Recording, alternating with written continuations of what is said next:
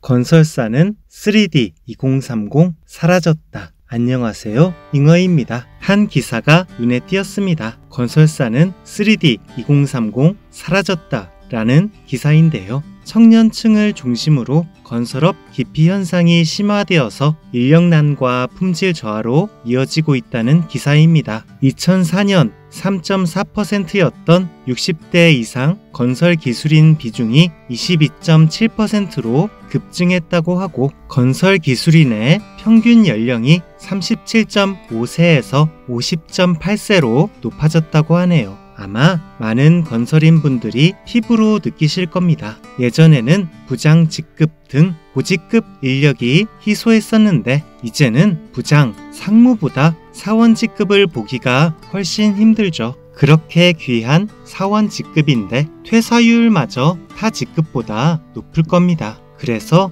한 교수님은 졸업생 다수가 금융권 등 전공과 무관한 직종을 선호한 지는 오래고, 건설사 입사를 취업 실패로 여겨 1년 안에 그만두는 경우가 상당하다고 말씀하셨네요. 한 중견 건설사는 한 부서에서만 신입사원 3명이 입사 후 한 달 안에 모두 퇴사했다고 합니다. 아이쿠야. 기사에서는 그냥 청년들이 건설업을 3D 업종으로 인식하고 있다. 그래서 이렇게 청년들이 건설업을 기피하는 현상에 대한 대책으로 조선업처럼 디지털, 지능화를 통해 인력난을 해결해야 하고, 로봇 활용, 연구개발, R&D 지원, 스마트 기술 저변 확대, 스마트 역량 확보 지원 방안, 벤치마킹을 해야 한다고 적혀 있는데요. 세련된 용어를 활용하여 매우 이상적인 대책을 나열해 놓은 것이 마치 기술사 답안의 발전 제언 같네요. 기술사 답안으로 대책을 써야 한다면 저도 이렇게 썼겠지만, 진짜 진솔한 대책을 현실적으로 생각해 보자고 하면 사실 제 생각은 좀 다릅니다. 한번 관련하여 제 생각을 말씀드려 보겠습니다. 첫 번째, 과거 잘못된 문화의 잔재를 없애야 한다. 일단 라떼를 한 잔 타먹어야 하는데요. 80년대, 90년대, 2000년대 초반에는 고참이 술 먹으러 가자고 하면 만사제치고 따라가서 밤 늦게까지 술 먹으며 맞춰들인 후에 사무실로 복귀해서 또 새벽까지 잔업을 하고, 현장에서는 2인 1실, 3인 1실 동료와 방을 같이 쓰면서 개인 생활은 일절없으며, 고참들이 가끔 일부러 엄청나게 무리한 술을 먹인 후 그 다음날 아침 체조 30분 전에 출근 잘 하는지 일부러 지켜보기도 했죠.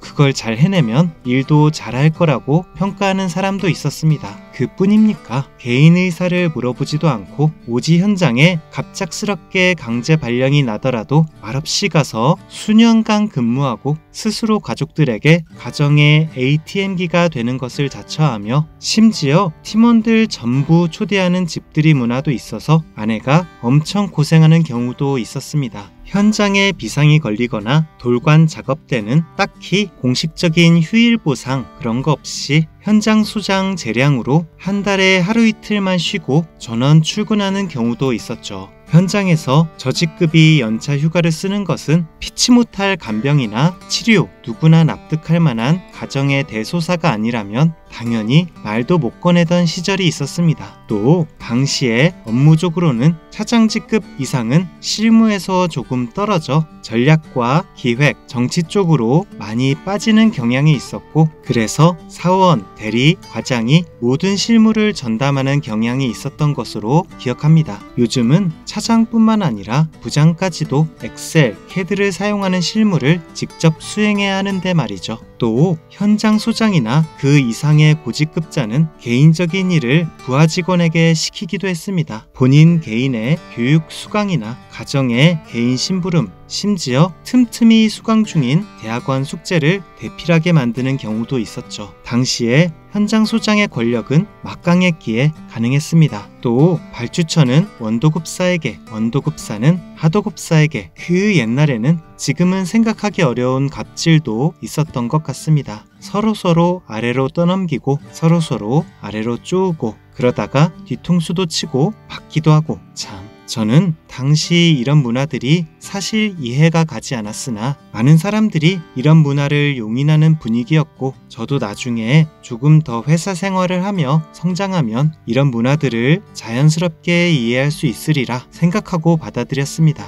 그런데 이제 시간이 많이 흐른 지금에 와서 다시 생각해보면 이미 옛날에 그런 불합리한 문화는 많이 사라지고 희석되었으며, 저 스스로도 여전히 과거의 그런 문화들이 이해가 가지 않네요. 깊은 뜻은 그닥 없고 그냥 나도 그렇게 지냈으니 문화는 되물림 되어야 한다. 얘가 악바리 기질이 있는지 극한의 상황을 부여하여 시험해보자. 늘 긴장이 풀어지지 않게 스트레스를 주므로 업무에 빨리 녹아들게 하자. 술자리에서 발주처에게 영업을 할 수 있으려면 저 직급 때부터 훈련이 되어 있어야 한다.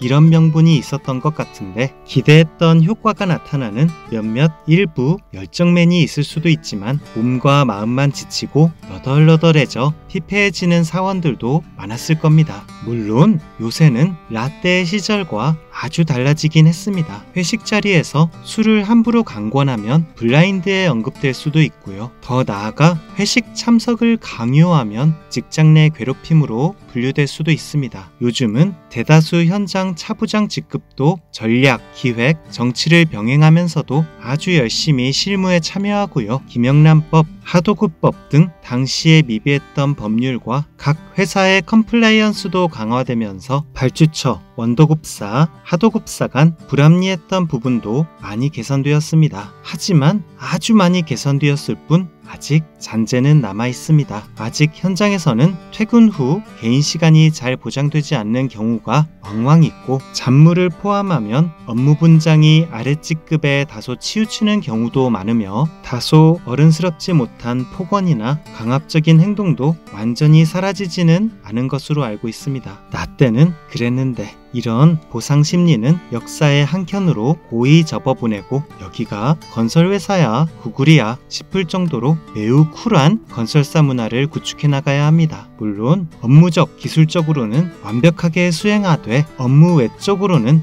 완전히 쿨하고 자유롭고 스트레스가 없는 기업 문화 이미지를 대기업은 물론 중견, 중소건설사까지 장착하도록 노력해야 하겠습니다. 두 번째, 결국 일보다 사람이 중요하다. 여러분은 현장과 팀을 고를 수 있다면 어떤 것을 가장 많이 고려하십니까? 만약 내가 모든 정보를 다 얻을 수 있다는 전제하에 1번 현장의 위치, 2번 내가 담당하게 될 업무의 어려움과 양, 3번 같이 근무하게 될 사람들의 성향. 물론 사람이란 직접 겪어봐야 정확히 알 수 있기 때문에 3번에 대한 정확한 정보를 사전에 입수하는 것은 쉽지 않습니다만, 만약 미리 할 수 있다면 저는 무조건 3번을 최우선 고려할 것 같습니다. 아무리 업무가 힘들어도 평소 긍정적인 태도로 힘이 되어주고 배려심이 훌륭하여 힘든 시기에 어려움을 함께 나눌 수 있는 동료가 함께한다면 뭐든 다 이겨낼 수 있을 겁니다. 똑같이 야근을 하더라도 늦은 시간까지 홀로 사무실에 남아 잔업을 하는 것에 비해 정말 마음이 맞는 동료와 늦은 시간까지 서로 소통하며 어려운 일을 해결해 나가는 과정은 해결하기 한결 수월할 뿐만 아니라 짜릿하기도 합니다. 훗날 좋은 기억으로 남고요. 물론 나만 좋은 동료를 만나길 원하면 안 되고, 나도 다른 사람에게 좋은 동료가 되어줘야 하겠죠. 좋은 동료가 되어주는 방법은 다양한 방법이 있습니다만, 작은 부분이라도 상대방에게 기분 나쁜 말을 하지 않기, 절대 잘난 척하지 않고 겸손하기, 투자 권유, 금전적 부탁 등 불편한 언행 지양하기, 상대방 마음을 고려하지 않은 일방적인 조언 하지 않기, 윗사람에게 대놓고 혼자 돋보이려는 시도하지 않기, 나보다 조금 업무 효율이 더디더라도 최선을 다했다면 참고 기다려주기, 내 편, 네 편 나누는 파벌 같은 거 만들지 않기, 같은 프로젝트 중에 어려운 일이 당면하면 네 일, 내 일 구분하지 말고 도와주기, 이런 정도가 떠오릅니다. 특히 내가 고참인데 후배에게 일을 시켰다. 근데 시킨 일이 많아 야근이 불가피하다. 이때 후배가 야근을 하는 동안 게임이나 영상을 보며 사무실에서 같이 있어주는 것은 전혀 도움이 되지 않습니다. 오히려 감시하나 싶은 생각에 얄미운 고참이 될 수도 있죠.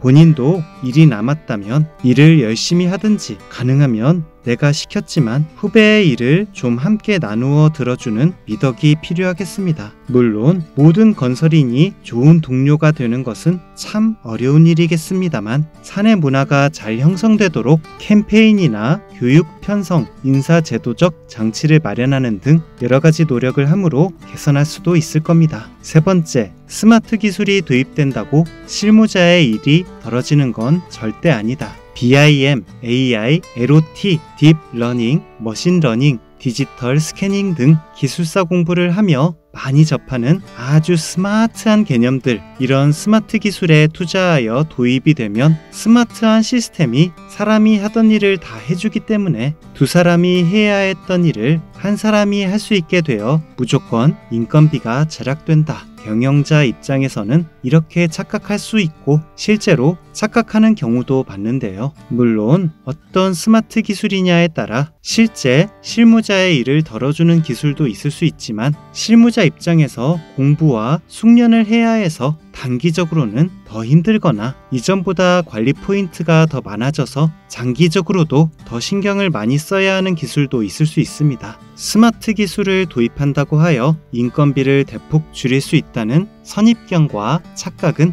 실무자로 하여금 더욱 업무적 심리적으로 부담을 느끼게 할 수 있습니다. 스마트 기술 적용으로 공기 단축 효과를 기대할 수 있습니다. 스마트 기술을 적용하면 몇 %의 인건비 절약 효과를 기대할 수 있습니다. 보고자는 사실 이런 식으로 탑 매니지먼트에 보고를 하고 싶고, 스마트 기술을 개발한 업체나 연구자는 이런 식으로 장밋빛 기사를 내보내고 싶겠지만, 너무 스마트 기술에 대한 장밋빛 전망만 부각시키지 말고 실무자 입장에서도 한번 생각해보는 관점이 필요하겠습니다. 네 번째, 결국 곳간에서 인심난다. 기업 문화, 스마트 기술 등등 다 좋습니다만 결국 자본주의 사회에서 기업은 이윤을 창출해야 합니다. 아무리 좋은 문화를 가지고 있고 대단한 기술력을 가지고 있어도 그것을 바탕으로 충분한 이윤을 창출하지 못하면 20대, 30대 신규 건설 인력의 마음을 사로잡기는커녕 기업 자체의 존속조차 어려울 테니까요. 그런데 국내 건설 사업에 기대기에는 점점 부동산을 포함한 국내 건설 수요 감소가 인구의 감소와 더불어 필연적으로 따라올 것이므로 제 생각에는 지속 가능한 경영을 위해서 국내 건설 비중이 컸던 국내 회사들은 머지않아 해외 건설의 비중을 늘려야 할 것입니다. 국내 공사와 해외 공사는 코드도, 법규도, 세법도, 발주처 성향도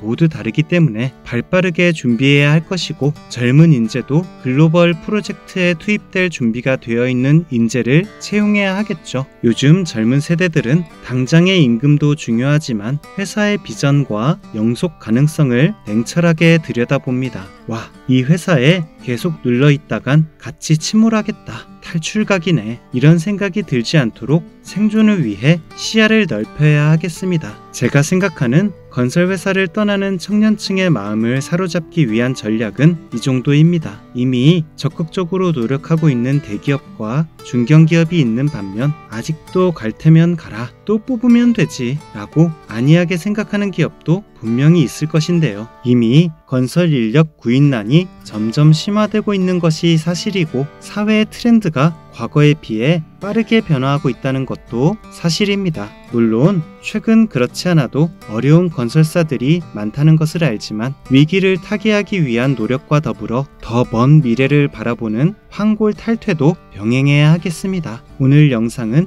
여기까지입니다. 그럼 잉어는 다음 시간에 더 유익한 영상으로 인사드리겠습니다. 그럼 오늘은 이만 끝!